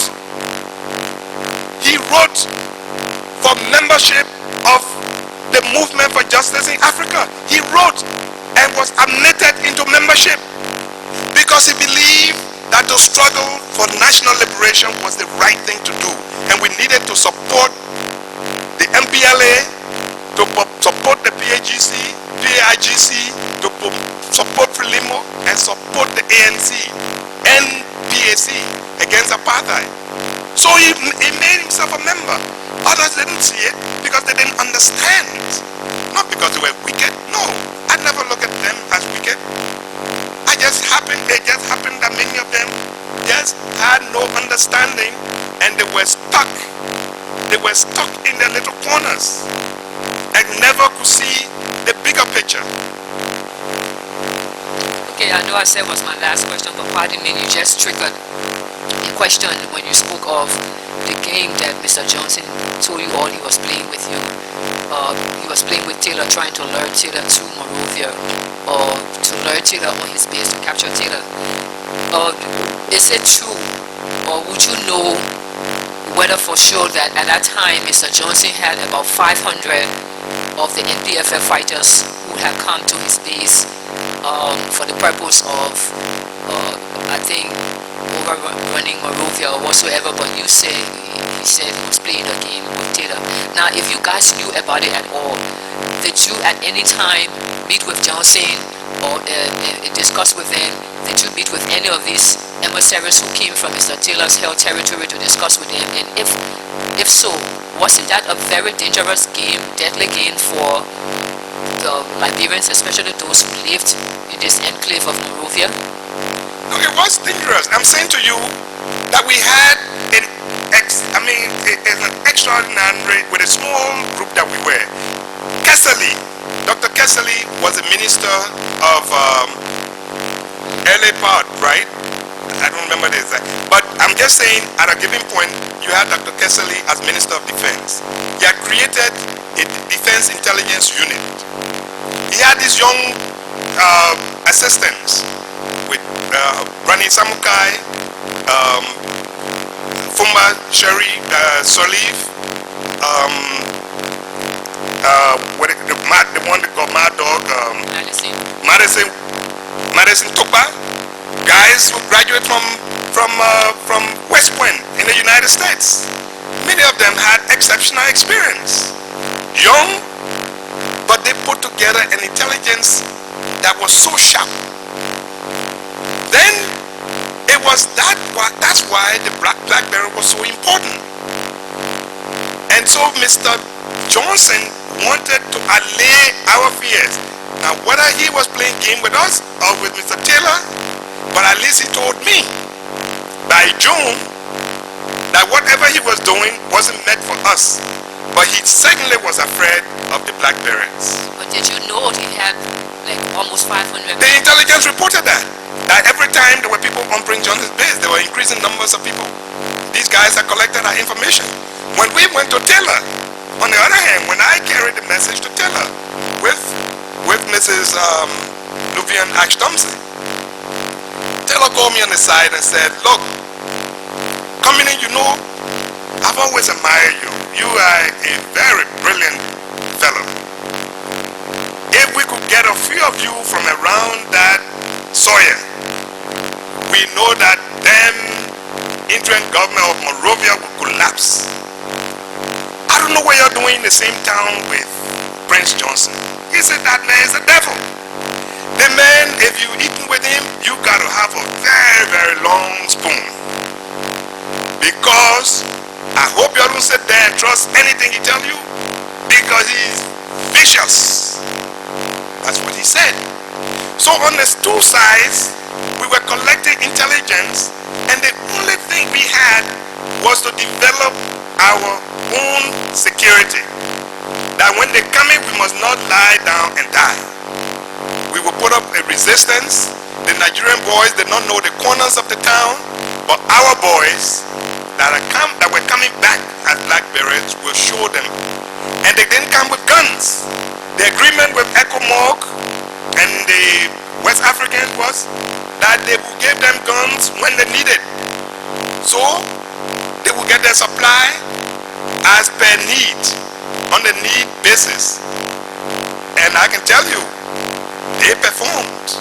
They certainly performed. When I made a big mouth at the American embassy and said we're not giving up, I was relying on them.